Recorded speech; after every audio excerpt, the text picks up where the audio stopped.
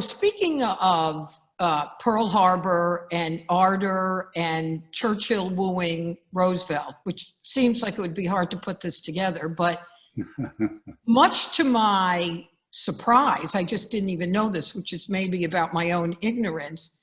In December of 1940, after Pearl Harbor, 41, Churchill flies to Washington, which was but as you tell us that part, also share with us this hilarious incident of Roosevelt talking about ardor to Churchill's room in the White House.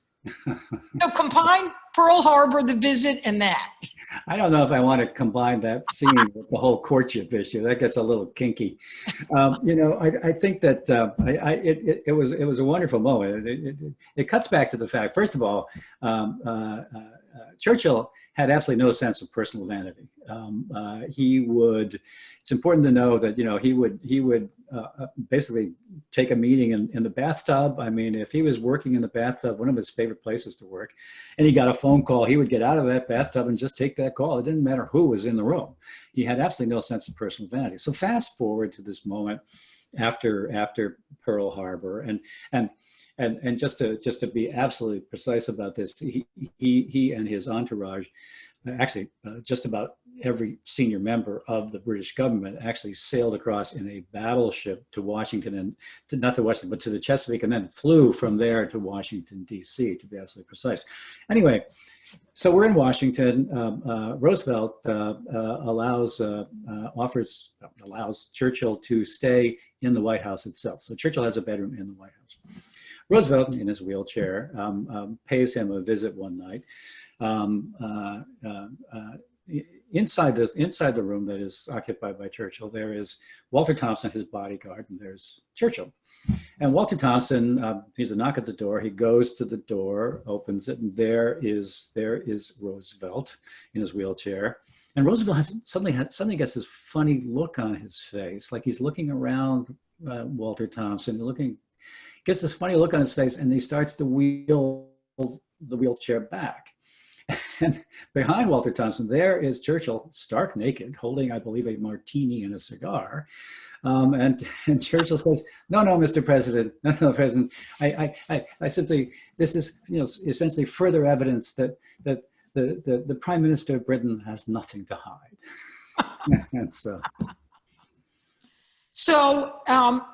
and apparently that is actually a true event, and there are multiple accounts of it that vary in slight details, but the gist of it is absolutely true. I just love it. So even though there's a lot of things attributed to Churchill that may or may not be true, this one seems to have a lot of backing up that it did happen. This is true. So the other thing that one becomes aware of in reading the book is Hitler remained remarkably confident that he could really reach a peace agreement with Churchill, and in fact, discouraged or forbid Goring, who wanted to flatten Britain. What was it that made Hitler think he really was going to be able to reach a peace agreement with Churchill?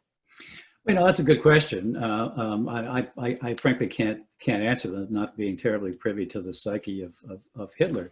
But it was in fact absolutely true that he believed up until September of 1940, and actually even afterwards, he believed that he could somehow he could drive Churchill to the peace table to do a negotiated peace.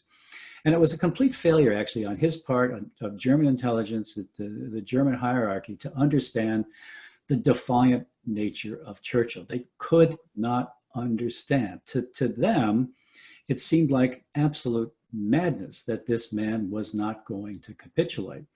And that's why, as you alluded to, Churchill had this explicit prohibition on bombing central London until September of 1940. This prohibition on bombing central London, because he did not want to have to further entrench to galvanize Churchill into absolute, never being able to come to talk about peace. So and it was very interesting. It's just a complete misreading of Churchill's character.